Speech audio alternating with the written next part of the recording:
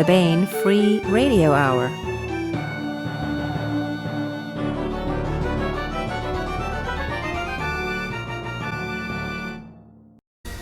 On the podcast, Catherine Asaro talks Major Bhajaan, and we honor a legend at Baen Books. Plus, we continue our ongoing audiobook serialization of Timothy Zahn's Cobra, all right now.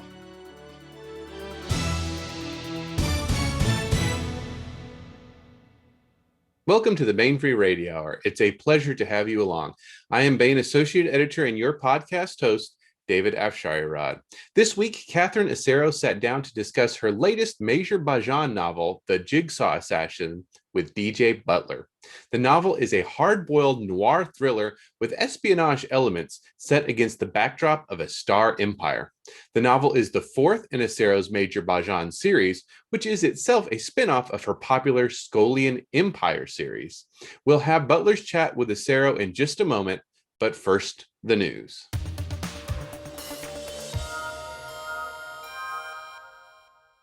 Well, the news is a bit more somber today than our usual offerings here on the podcast. We're sad to report that Eric Flint has passed away at the age of 75. Eric was a force at Baen Books for decades, and he will be missed by those of us here in the office, as well as by countless readers and fans. Eric's works were listed on the Wall Street Journal, the Washington Post, the New York Times, and Locus Magazine's bestsellers lists, among many others. His career began when he won the Writers of the Future Award in 1993. This was followed by his first novel publication, Mother of Demons, in 1997. Over the ensuing years, he wrote and co-wrote novels in many, many memorable science fiction, fantasy, and alternate history series, including the Belisarius series with David Drake, the Heirs of Alexandria series with Dave Freer and Mercedes Lackey, the Zhao Empire series with David Carrico and Katie Wentworth, the Carrie series and the Pyramid series, again with Freer, and the Boundary series with Reich E. Spoor, among others. He also wrote in David Weber's Honor Harrington series, edited several anthologies and reprints of works of classic science fiction, and wrote short stories and standalone novels. But Flint will almost certainly be best remembered for the rich, sprawling alternative history series, The Ring of Fire. Beginning with 1632, Flint and an army of co-authors have chronicled what happened when the small, late 20th century mining town of Grantville, West Virginia, and its inhabitants are transported through space and time to 17th century Europe. The series has gone on to become the best-selling alternative history series of all time, with dozens of novels, short stories, novellas, and more being published by Baen Books, as well as Ring of Fire Press. But in addition to the works he leaves behind, Eric Flint also leaves a legacy of generosity to his fellow writers in the field and his readers. He famously opened up the Ring of Fire series to other writers, allowing them to play in his sandbox, thereby giving untested authors the ability to have their work seen. Eric lifted others up, co-authoring books with them and mentoring them as they grow into professionals. Further, Eric was an advocate for readers. With Jim Baen, he founded the Baen Free Library, where authors offered up selected novels free of charge. In fact, Mother of Demons was the first novel in the Baen Free Library, and it is still available today. Because of his immense talents as a storyteller and his generosity towards so many in the field, Eric Flint will be deeply missed. We'll be honoring him here on the podcast over the next 2 weeks. Next week, we'll have sort of a best of selections of his appearances previously on the podcast.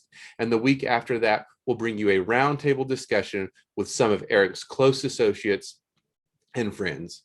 So please join us in the coming weeks as we continue to honor and remember Eric Flint. And that's it for the news.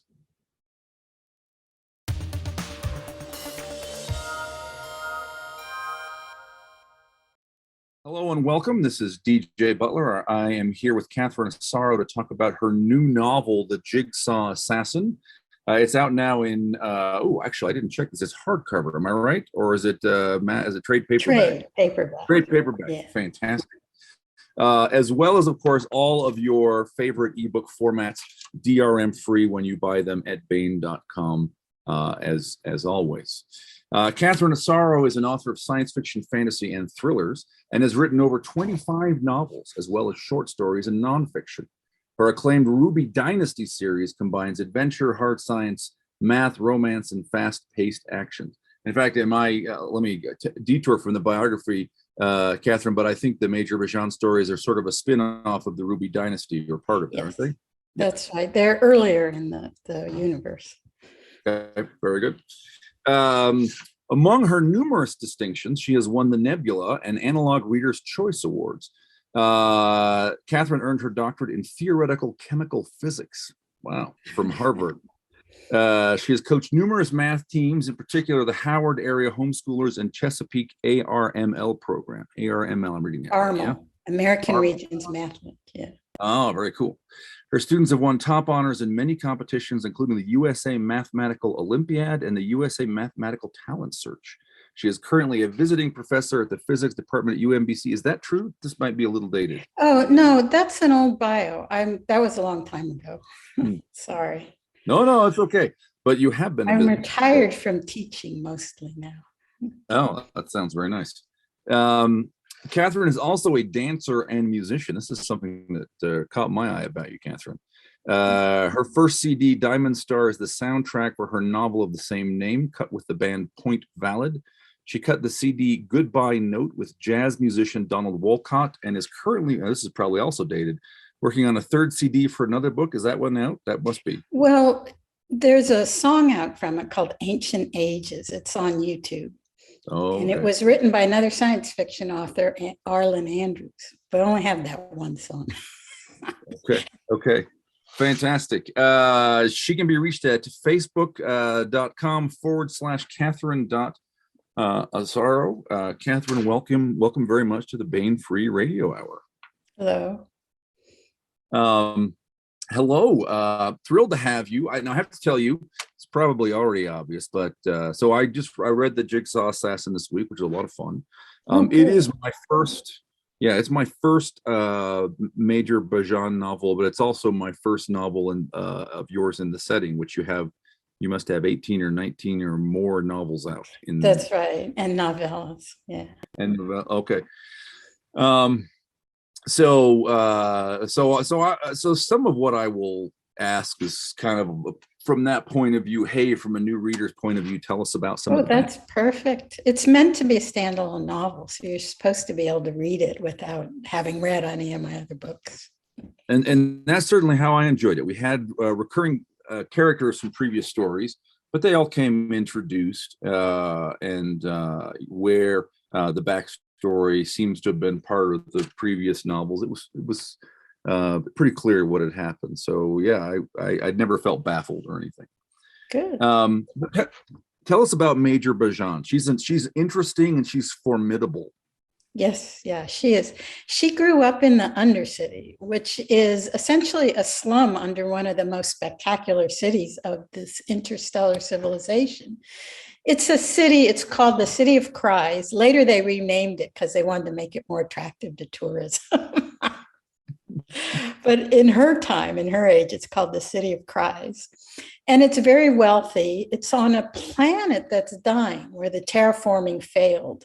But because the people who live in that city are so wealthy, they're managing to at least keep that part of the planet livable, just barely livable for humans. So, their city's beautiful, but she grew up in the slum underneath the city, and there's very little, interaction between the two. She was part of a gang. She helped protect a whole circle of people, but she decided as a teenager to enlist, partially because, the military appealed to her, but also because it was a way out of her circumstances. I mean, when I was a kid growing up, I had friends who did that, who enlisted as a way out of, poverty, that kind of thing. So that's what she did. Because she comes from this Undercity, they've become, they're not very well thought of. So there was a lot of prejudice against her when she went into the military. But she's really smart. and she's very good at problem solving. That's her forte. So eventually she worked her way up from the enlisted ranks into the officer ranks, which is even more difficult to do in the Skolian Empire civilization than it is in real life. So she really had a lot to overcome, but she did, because she's ornery. That's her superpower. She's as stubborn as all the get-go. And so she did it. And she was in the military for 20 years, and then she retired and became a private investigator. And that's what these mysteries are. They're about the cases she's solving. Yeah. So she's ornery. She's a problem solver. She still encounters, right? So this novel is set on a very wealthy planet, a very wealthy city. It's very different from where she's from, and she sees the difference. But also, people expect. They have low expectations of her, right? They're surprised. Exactly. When she's competent, basically. She's very good at what she does. And usually she doesn't talk about her background. She's kind of reserved, but somebody keeps releasing information about her, trying to mess up her investigation. And so it comes out, and people make a big deal about the fact that she's from the Undercity, so that it'll make her investigation more difficult, because some people may not take her as seriously. I mean, it's like our civilization, there's stereotypes about various classes of people, and some others take them seriously and some don't. And that's pretty much what she encounters. But she makes it work to her advantage, because for those who underestimate her, she's able to do things that if they were more prepared, that she wouldn't be able to do. Yeah, it's to their peril. Yes. Yeah. That's a good way to put it. She's from an arid. There's this fun little charming little moment. It's the planet where the City of Cries is in the Undercity is a desert planet, right? It's an arid world. Exactly. And there's this delightful moment. She brings two friends from the Undercity, they're her proteges. Yeah, she's their martial arts instructor, and they're her top students. And there's more and more as the books progress, they're working with her on these cases. Yeah, but they're not very polished. Well, yes. So the delightful scene I wanted to point out, right, is so it's Angel and Ruzik, right? And Angel is anything but. Angel very much has, she comes across. Ruzik has the ability to speak in flag, which is sort of speak proper English, right? That's the equivalent of what we would say. They speak a dialect in the Undercity. It's a very terse dialect, not many words. If you use a word with 3 or more syllables, you're insulting somebody or making fun of them. Yeah, very efficient. And so they kind of come into the case. She summons them. There's a scene early on where Angel has been working, and I can't remember what she's clearing rubble or doing EMT kind of work, right? Yes. And she's having a drink of water, and she says something like, this is a fair trade, water for the work, right? Because her expectation, about the value. True. Because, on this planet where they live, there's very little drinkable water. It has to be filtered or it'll poison you. And living underground the way they do, all the water they have access to is poison. So they have to steal filters in order to survive. Yeah. So she and Ruzik come to this planet, and people just give out bottles of water like it's nothing. To them, this is a great riches. Right. At first, till they start to figure out what's going on. Right. Right. And also some of their first responses, well, is this poison? Can I? Yeah, exactly. So let's talk about them a little bit. So one of the things that Major Bhajaan has done is set up a sort of a dojo, but in the Undercity, right? Yes, and the Dust Knights. The Dust Knights, because it's sort of in that great tradition of kind of like martial arts being more than about fighting, right? Exactly. Having an ethos. Exactly. So tell us about the Dust Knights and what they do or believe, and why Baj has set them up that way? Well, it started in the first book. She came back to the Undercity after she'd been away for a long time because she had a case that she was brought in by the most powerful people on the planet, that you don't say no to them. So she came in, and, some people didn't recognize her, so they tried to jump her when she was down in the Undercity. And of course, she quickly dispatched them. She's trained in martial arts. She grew up as a child learning to fight in the Undercity. And of course, street fighting and martial arts are very different, but she took to martial arts very well in the army and eventually became a black belt. And by the time of this book, she's a 6th degree black belt working toward her 7th degree, which is very rare, on our planet or anywhere else. So, these kids see her fighting, and she's, down in this cave, working and thinking, and this child shows up, this young, like, I don't know, 9, 10, and wants her to show her some moves. So, she shows her a few moves and gives her a bottle of water. And then she forgets about it. But then they start showing up more and more kids show up. And then older ones start to show up. And because in the Undercity, there's no school. There's not even, a lot of people's parents haven't even survived. So they've survived by protecting their territory. They form gangs. The gangs protect a circle of people, like an extended family, even though most of the time they're not related. And they learn how to fight. So they all want her to teach them how to fight. And she realizes the Dust Knights can be a lot more than just, a little group that she's teaching moves to. The whole philosophy of violence only when it's needed. She thinks will help in the Undercity because it's such a violent culture down there. And she wants to give these kids something to feel proud about, something to make them feel better about themselves, which often sports does, for groups that don't have an outlet. I mean, I was a dancer when I was in high school, and it really gave me an outlet. So she's hoping the whole philosophy she's trying to give back, to build up the culture that she came from, because she's now very successful.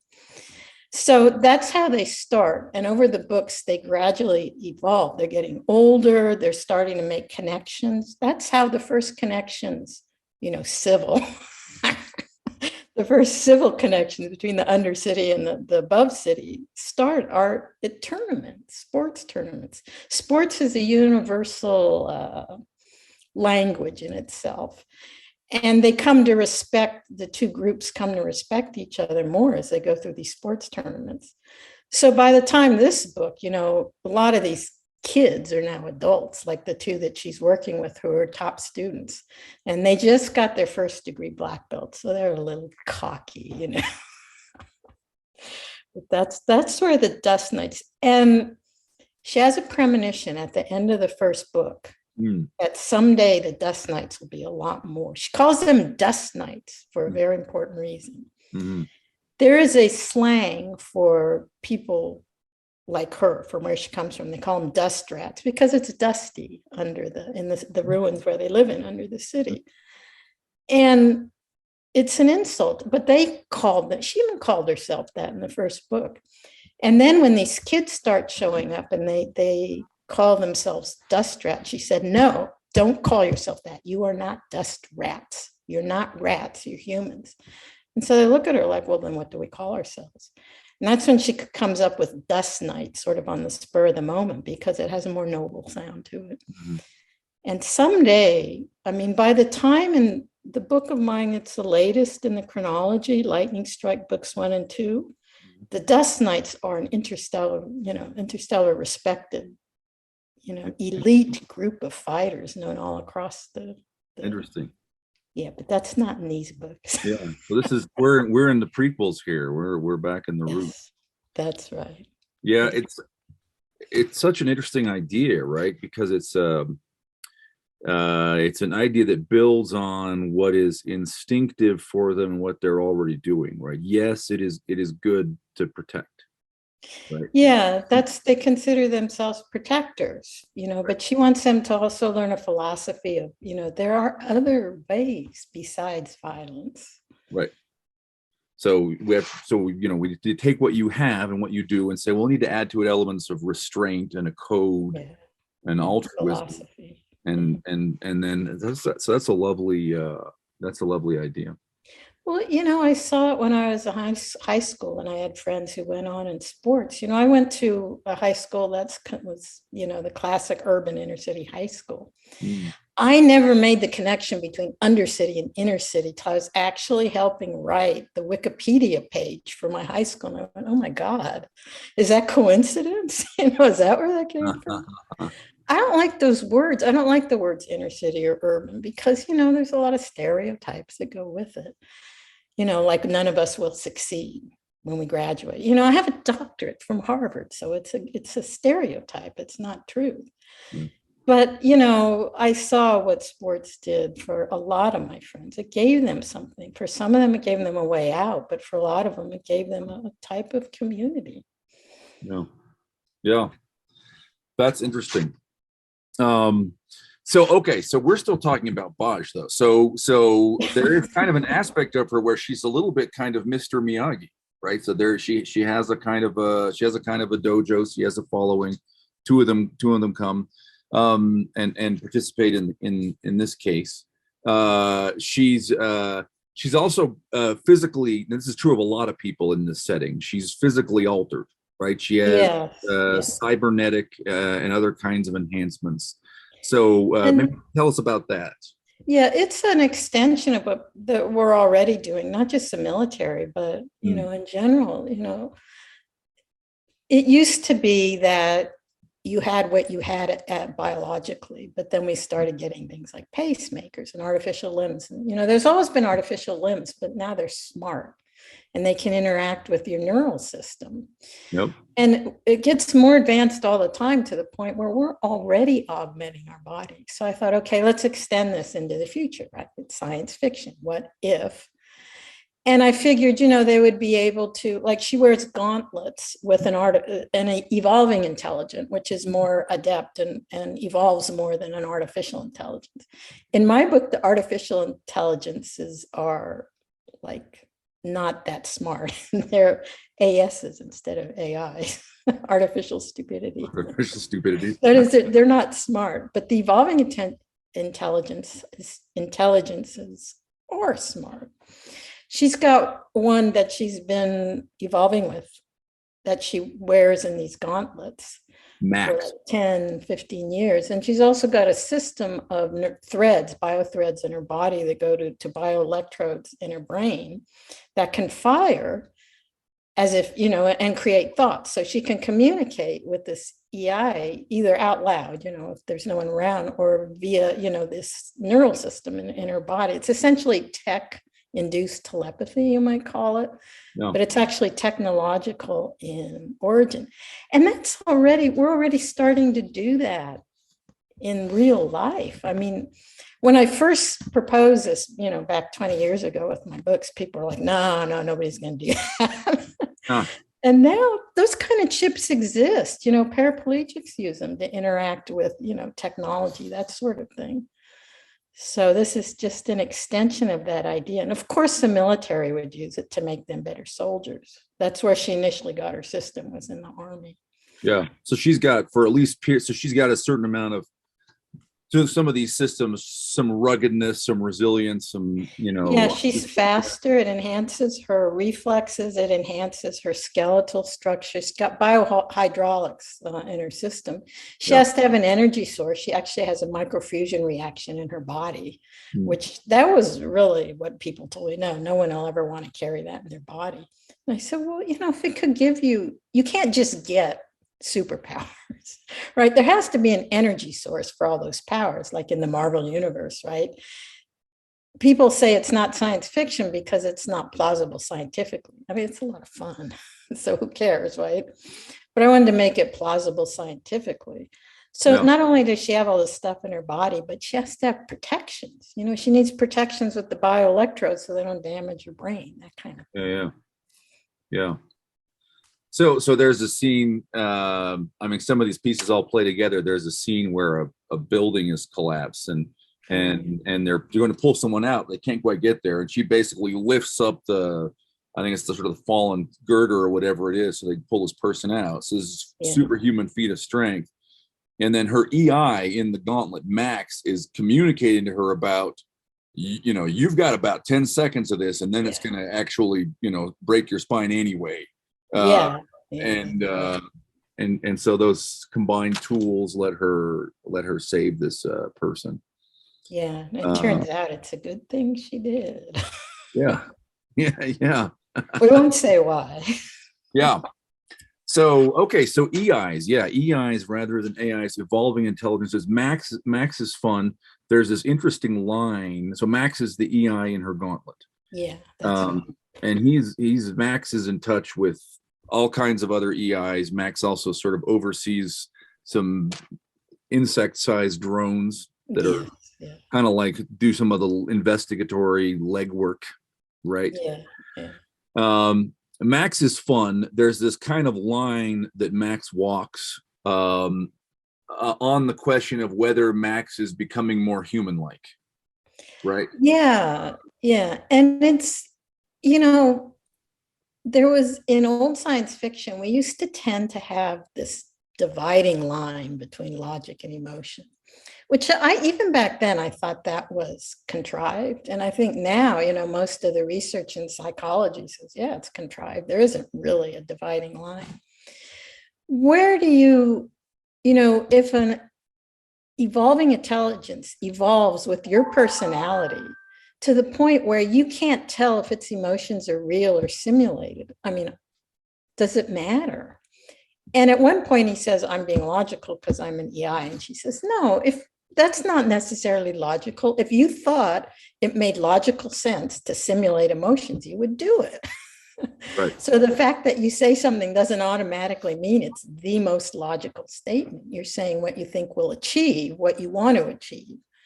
And if that includes emotion, and she has to come to terms with that too. He's become almost the second part of her brain. And she's not quite ready to accept that. Yeah. And so he's a little bit in denial about having anything like a non-logical component. He even jokes about it, right? When she gets kidnapped, he has this he's basically a witness to the kidnapping, even though she's drugged. And he talks about, I forget, one of the kidnappers hurts herself in the process or something. And he says something like, you know, if I were not an EI, I would have been amused at the fact that she got hurt or something, right? And you're like, yeah, that's right. Okay, so you weren't amused? Yeah, so that's one of the kind of fun ongoing bits of banter, but it also gets at this larger. Well, maybe we'll come back to kind of larger. There's a lot going on here about kind of intelligence and the evolution of intelligence. Yeah, because we're on the cutting edge of, you know, where do you draw the line between what's human biologically and what we're becoming? You know, it's reached the point where we're starting to evolve ourselves, you know, with all this digital world, the electronic world. We're at the very frontier. And if you extrapolate that into the future, you know, we're going to be evolving with our intelligences, the ones we create. And this is all about how they interact. And, you know, there's some stereotypes about, oh, if you create intelligence, they'll figure out that humans are less than they are and destroy us. And I'm like, no, you know, that's so blunt. That's so simplified. You know, if they evolve along with us, we won't even be able to make a line between where they stop and we start. And, you know, I don't really believe human beings would settle for being second-class citizens to technological creations. I think we're going to evolve with them. We're going to make them part of ourselves. I mean, we're already doing it. Yeah, interesting. Okay, let's come back to this a little bit, because that has a lot to do with kind of the big story, and I don't want to. It is. Yeah. I don't want to give too much away, but we'll come back to it a little bit. But okay, so this is before your saga of the Skolian Empire, and we've got we're in galactic civilization. We've already had empires rise and fall, and you've got sort of as I read it, kind of three big interstellar human groups. There's the Imperialate, and then there are the traders, who I think are politically independent, right? Oh yeah. And then they're probably the biggest and the strongest civilization. And maybe, and in some ways maybe very unlikable. And then Earth, right? Earth is Earth, or the maybe there's a core of other worlds around Earth. Tell us about the differences among the three of those, and maybe a little bit of the history, which gets us to where the story starts. Yeah, the people were taken from Earth, thousands of years ago, and stranded on this planet Raylicon. And they don't know why. Who did this? Why did they do it? Gradually, over the Major Bhajaan books, in the background, they're figuring out what happened. But this was thousands of years ago. And whoever took them disappeared. And you don't know why until, I think it's the third Major Bhajaan book, where they finally start figuring that out. But they left behind the ruins of their spaceships, the ones they used. So the humans know it's possible to do this. They know it's possible to travel because they experienced it. I mean, to do interstellar travel. But of course, they were on the level of the Maya civilizations 1,000 years ago. They're shifted in time because of some relativistic things. So what's been 6,000 years for them has actually been 1,000 years on Earth. They went through Riemann. They went through branch cuts and Riemann surfaces. If you know math, that'll make more sense. Okay. So they eventually, over the centuries, learned from these, because the Mayans were actually pretty advanced. They had advanced mathematics, before their civilization fell. In my universe, it fell because these people came and took a lot of them away. But they slowly develop star travel and go to looking for Earth, right? Because they have all these myths of Earth from centuries ago. They never find it, but they built this very shaky interstellar civilization. It's shaky because they don't really understand the technology. They kind of scavenged it from these starships, which are partially destroyed, so they couldn't get everything.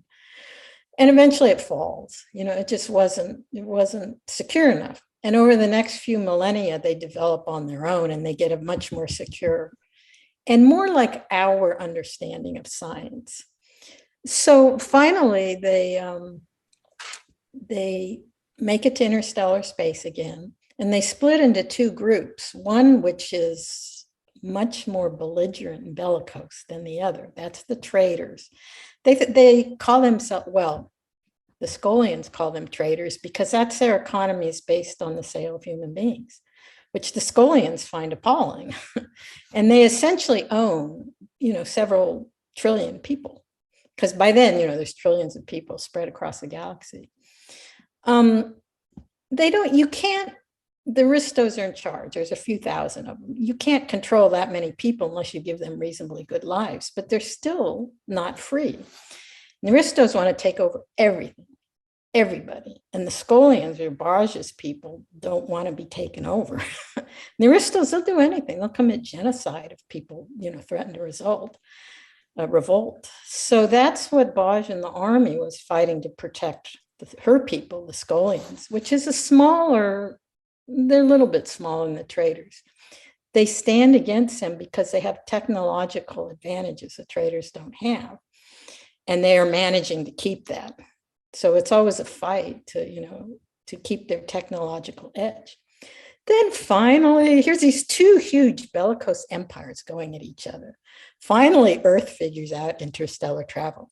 It takes them longer because they don't believe it's possible, right? Because Einstein said, There are ways, if you know relativistic physics, there are ways to postulate mathematically how you could get around those problems.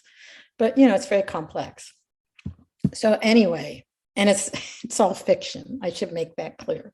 It's all fictional extrapolations. It's speculative, though. There's, science fiction writers can guess right.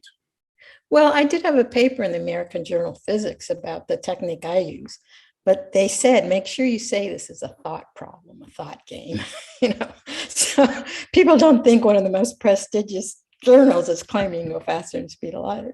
Yeah. So I did that. But, then Earth finally shows up, and there's, they have Earth and a few planets. They're the allied planets of Earth. And they find there are these two huge empires of human beings out there that have been there for millennia, and they're fighting each other. It's quite a shock. Yeah. Yeah. So they just stay out of the way because they're much weaker. But the Scolians and the traitors are so busy fighting each other that, neither of them attacks Earth. Yeah. Plus, Earth has a cachet. They're the mythological planet that everybody was looking for.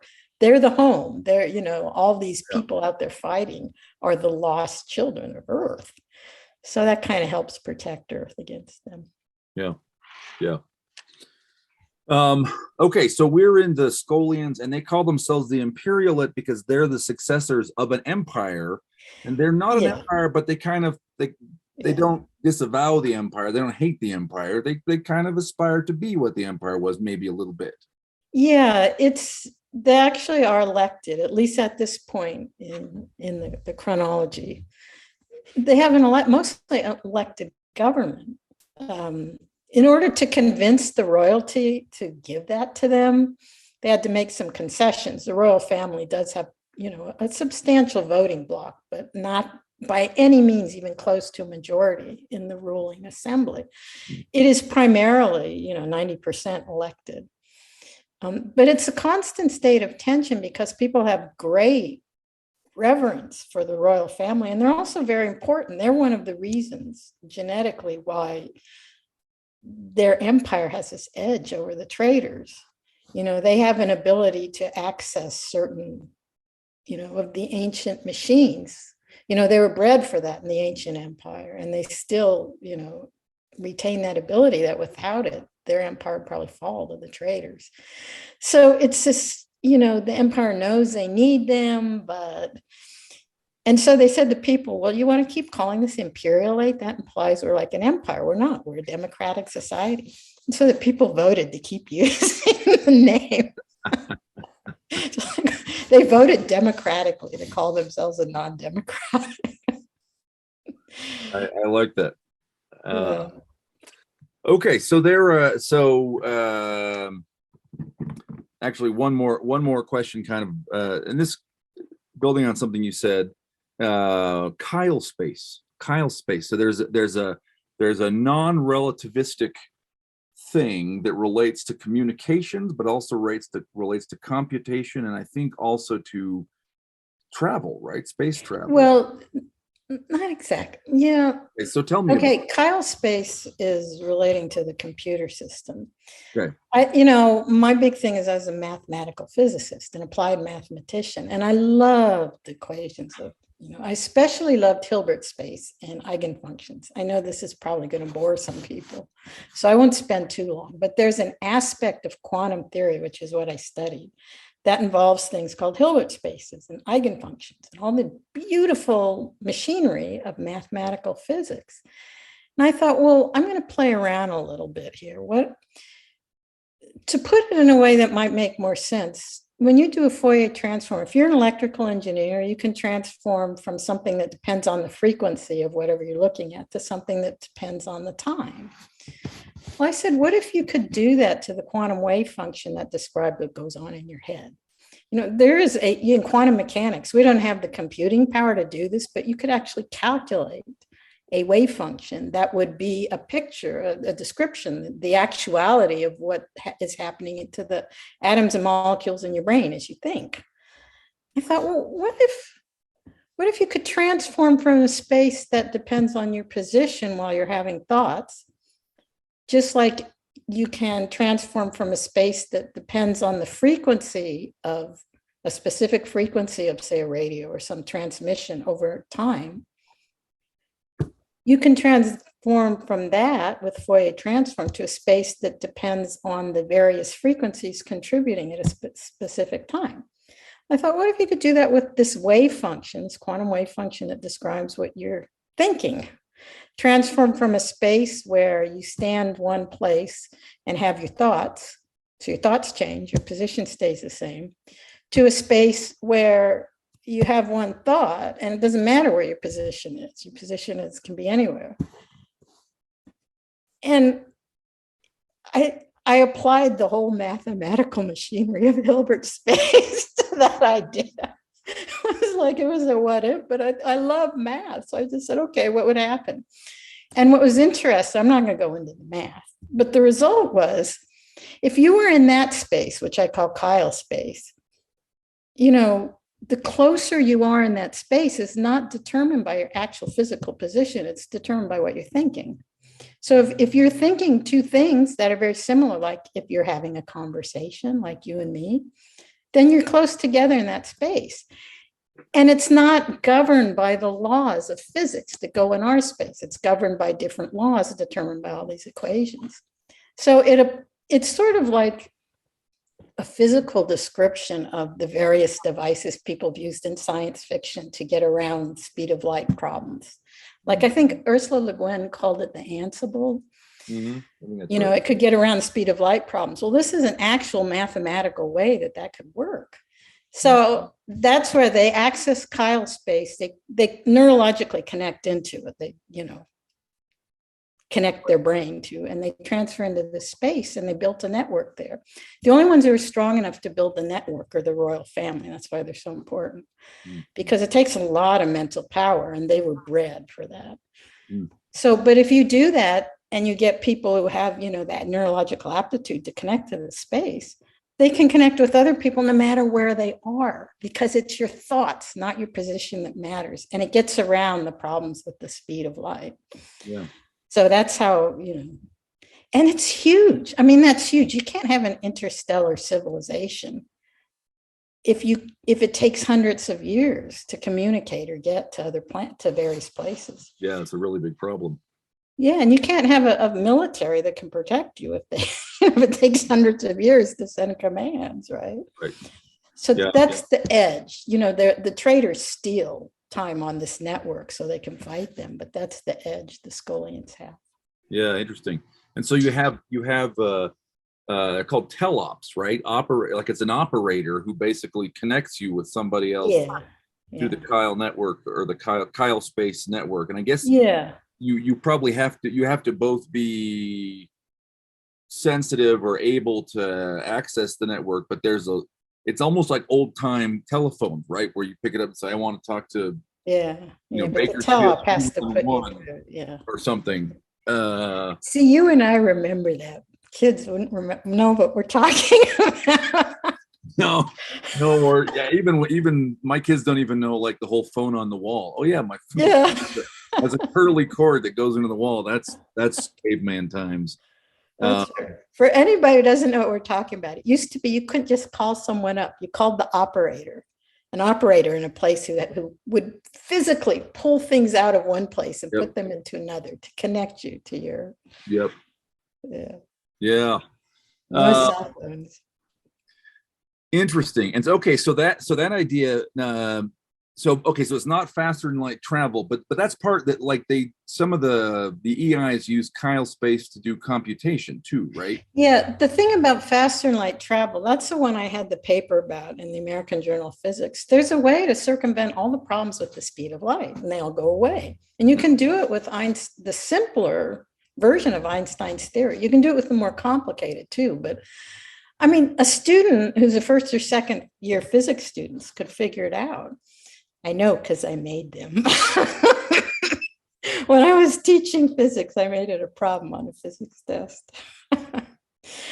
But basically, you have to make your speed a complex number, it's a mathematical game, right? Because speed is not a complex number. I don't know if you remember complex numbers, the square root of -1. Yeah, I. And all of physics uses complex numbers. I mean, everything, not just quantum mechanics, which uses it extensively, but, almost anything, transmission of signals, refractive index, almost every branch of physics uses complex numbers. It's just when it comes time to measure, you have to reduce all this machinery of physics to an actual real number that you can measure in the lab. And what I suggested was, well, if you make speed a complex number, so it has both a real and imaginary part, and put it into equations, all the problems go away. It's no longer infinite at the speed of light as long as that complex part exists. Of course, the problem is there's no such thing. That's what the American Journal of Physics, it's a peer-reviewed paper. So the reviewers said, well, this is a very cute mathematical problem. You know, it would be entertaining for, you know, your readers, but, you know, it's math, it's not physics. So I added a whole, you know, literature review of the tachyon research. Tachyons are faster than light particles, which all those papers appeared in the American Journal of Physics. So, you know, they were okay with that. Yeah. Well, that's a pretty, even if they were just Gedanken experiments, that's a pretty fancy pedigree for a science fiction novel to have some of these publications behind it. Well, you know how it was published? My first, you know, I was sort of writing it and then I forgot, and then I go back to writing it. And then my editor said, we're going to publish your first book, Primary Inversion. And inversion referred to the process of inverting. One of the meanings of that title was the process of inverting from real space into this complex space. And he said, is that paper published? And I said, oh, no, I kind of forgot about it. And he said, get it done. Get it done now because marketing wants to use it. That's awesome. I'm probably the first person to have a paper published in the American Journal of Physics because marketing wanted me to get it done. Want it done to market your science fiction novel. Yeah. That's I'm glad I did it. It actually gets quite a few references, you know, from people doing research in that area. Yeah. Okay. All right. So we're almost to the story here. So, but we don't go too much in the story because it's a mystery. That's but right. So in the Imperialists, Yep. the Spolians, they have 5 political factions, and this matters a lot for this story, right? For this one, yeah. Yeah. And just as like a setup for why this matters, Baj is hired by, you know, again, kind of royalist aristocratic patrons to solve murders. And it's basically a series of university academics have been murdered, all kind of mysteriously, right? Like strange crime scenes. Yeah. That don't make sense. That don't make sense. Like And sort of like closed door crime. Like we didn't see anyone go in, no one got out. You know, Right. where'd the bullet come from? Yeah. right, or in fact, the projectiles are missing, right? There's like a hole, and there's no projectile. No, there's no hole either. There's nothing. Oh, right. Okay. And You can't figure it out. These people were shot, but yeah. so they think they bring her. So they bring her in. And there are notes, right? There are notes claiming responsibility, and it's notes that purport to be let's see, is it royalist? Is it notes to the royalist party? Yeah, so someone's killing scientists. Obviously, this is a good PI novel, so those someone's start coming after Baj and her crew pretty early. Yes. There's this question, you know, it looks up front like it's murders designed to upset the political status quo, right? Or to maybe discredit a political rival. Yeah, at first, supposedly the royalists claim credit for it. Yeah. And they say they're killing technologists, which doesn't make sense. I mean, Bosch says it doesn't make sense because the ties between the technologists and the royalists are very strong. The royalists go with whichever party they think will make them the most powerful, right? So they go with the technologists. Yeah. And it just keeps these red herrings keep coming up, and she keeps shooting them down, and more of them come out, and more of them, she shoots more of them down, and it just never stops. Yeah. Yeah, and we get into, as layers of the onion kind of peel back, we get into other kind of stories around the EIs, right?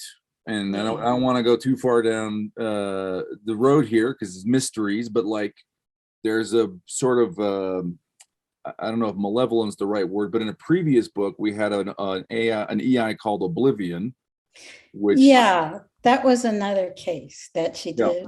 And that's her experiences with these big, powerful, ancient EIs. It's really, she's interacted with 3 of them. Oblivion was not created by humans. And she thinks of it as malevolent, but you could argue that it just doesn't care. You know, I mean, it's not anything. It just wants to get rid of humans because it's not even the humans, it's the AIs and EIs it creates that it wants to get rid of because it thinks they're messing up its, how it wants Galaxy to be. Yeah. So, and if the humans get killed as a side effect of that, well, it doesn't care. It's this ancient alien AI that doesn't really have an analog with the human ones. And she had to fight it in a previous book, and she had to help defeat it. So, that's her experience with these ancient AIs. I don't want to say more than that. Yeah. And at one point, it looks like maybe we've got something else similar happening here. Could be. But there's a lot of red herrings with that. Yeah. we also get into the space where there's like these kind of potentially kind of baby EIs that seem to be out on their own trying to figure out the world. Well, who knows? From. Yeah, I don't want to say anything. All right. So okay. So look, this is a fun adventure novel. Like a PA, like watching Chinatown or something. Your PIs getting beat up and kidnapped and fighting and people and like there's an action story and as well as a mystery here. Is there anything else we haven't touched on that you would like to say about the novel here? You don't have to have read my other novels to read it. It's meant to be standalone. And it's meant to be fun. Fun. It's meant to be an enjoyable read. So, and I should have asked the question before so I would know the answer, but are there sequels or other books in the setting in the works, or what other projects are you working on? Well, yeah, actually, it's Baen just bought 3 more books from me. That's in the works anyway. I think, my agent's doing the contract stuff. But they would be they'd still have Major Bhajaan in them, but they're actually focusing on the Dust Knights more as the Dust Knights come into their own. Yeah. So the first one is kind of the transition from the Major Bhajaan books are told first person from her point of view. So I haven't decided if this new one will be told first person from her point of view, or I'll start to incorporate the points of view of the Dust Knights in it too. Very cool. So we'll have to see. Also, the thing that this book allowed me to bring up was the fact that Baj was very good. There's this thing where they always run in the Undercity all the time. Yeah. Because they live in these ancient ruins, they can't risk damaging them. So they don't have a lot of mechanized transportation. They couldn't afford it anyway. But they just run everywhere. And it's a small enough place. I mean, it's very large. It incorporates this huge area underground, but it's still, you can run places. So they do that all their life. They become very good at running. So when she goes into the army, it turns out she's really gifted at the marathon. And I was able to explore that a little bit more, like what she actually did with it and what she gave up to. She could have been a gold medalist, and she gave that up to be in the military, but she did get a silver medal. Yeah. Yeah. And also let me play with, they brought the Olympics from Earth. They had the Scolian, the Imperial Games, and they had the games of their enemies. And they wanted to combine it because like sports is kind of this universal thing, the same way we do the Olympics with, countries that we don't like very much. But they didn't know what to name it because they didn't want to name it the Imperial Games or the Trader Games or whatever. So they went to Earth and they said, okay, we're going to call it the Olympics. And Earth was like, wait a minute, you can't just go off to our Olympics. But eventually they worked it out with all 3 universes. So it's the Olympics. So she went to the Olympics and was a silver medalist. And she could have been a gold medalist, but she didn't want to, take another 4 years off from being an officer. Yeah. It was hard enough for her to make it anyway. And she didn't want to take that chance. Yep. So in this book, we see her kind of by preference running as her mode of transportation. Yeah. She likes to run. She can think, when you've done it all your life, you don't even think about it. So when she wants to think about something, she goes for a jog, or when she has to get from one place to another, she runs. Yeah.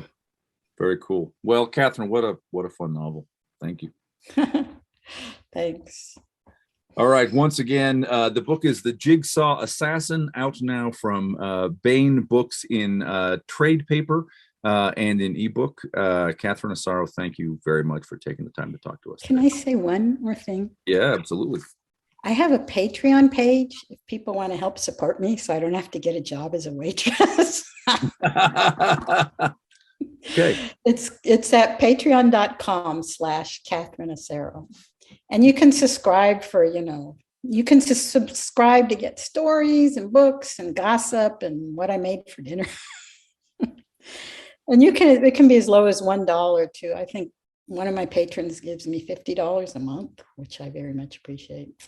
But a lot of them are $1 to $5. So you can subscribe. You choose your subscription rate. Very cool. Catherine, thank you very much. Thank you. That was fun.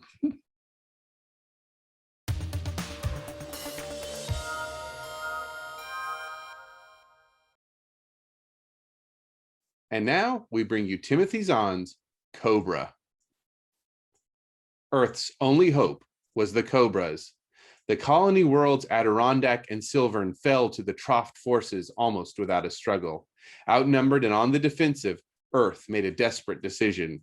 It would attack the aliens not from space, but on the ground, with forces the Trofts did not even suspect. Thus were created the Cobras, a guerrilla force whose weapons were surgically implanted, invisible to the unsuspecting eye, yet undeniably deadly. But power brings temptation, and not all the Cobras could be trusted to fight for Earth alone. Johnny Moreau would learn the uses and abuses of his special abilities and what it truly meant to be a Cobra. It wasn't as hard as Johnny had expected to forget his new troubles as the testing continued. The defenses he faced were devilishly tight, and it took every milligram of his concentration to handle his assigned missions. But his luck and skill held out, and he completed the solitaire exercises with nothing more serious than skinned hands and an impressive collection of bruises. And then he joined his roommates for the group tests. And there the disasters began. Facing Viljo again, working and fighting alongside him, brought out thoughts and feelings that even their danger couldn't suppress. And that distraction quickly manifested itself in reduced competence. Twice Johnny got himself into situations that only his computerized reflexes were able to get him out of. More often than that, a failure to do his part of the job wound up putting one of the others in unnecessary danger. Singh took a laser burn that had him operating under the sluggishness of heavy painkillers, while only quick action by Johnny and Deutsch pulled Nofke out of a pincer trap that would almost certainly have left him dead.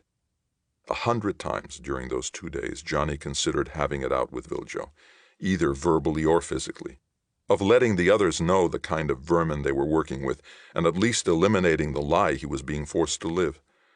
But each time the opportunity arose, he choked his anger back down and said nothing. They were all just barely surviving, with one of their number under an emotional handicap. To multiply that burden and spread it around would be not only unfair, but likely lethal as well. The other logical alternative occurred to him only once, and for an hour afterward he actually regretted the fact that his ethical training forbade him to simply shoot Viljo in the back. The missions went on, oblivious to Johnny's internal turmoil. Together, the 6 of them broke into a fortified 10-story building, penetrated and destroyed a 20-man garrison, disabled the booby traps around an underground bunker, and blew up its entrance, and successfully rescued 4 remotes simulating civilian prisoners from a Troft jail. They camped overnight in a Troft-patrolled wasteland area, picked up the characteristics of an off-center group of civilians quickly enough and accurately enough to avoid being identified as strangers an hour afterwards, and led a group of resistance remotes on a simple mission that succeeded despite the often dangerous errors the remotes operators allowed their machines to make. They did it all. They did it well. And they lived through it. And as the transport flew them back toward Frere, Johnny decided it had been worth the risk. Whatever discipline Mendro chose to administer, he knew now that he indeed had what it took to be a Cobra. Whether he was ever allowed to serve as one or not, that inner knowledge was something they could never take from him. When they reached Frere and found the MPs waiting, he was almost glad. Whatever Mendro had decided, apparently it was going to be over quickly. And it was. What he wasn't expecting was that the commander would invite an audience to watch. That was another installment in Timothy Zahn's Cobra, and that's it for the podcast. Thanks as always to audible.com and podcast theme composer Ruth Judkowitz. Praise, thanks, and gratitude to Catherine Asaro for sitting down with us today, and good night, Tony Daniel, wherever you are. This is David F. Schreierrod coming to you from a soundproof bunker somewhere deep in the heart of Texas. Join us here next week at the hammering heart of science fiction and fantasy, and keep reaching for the stars.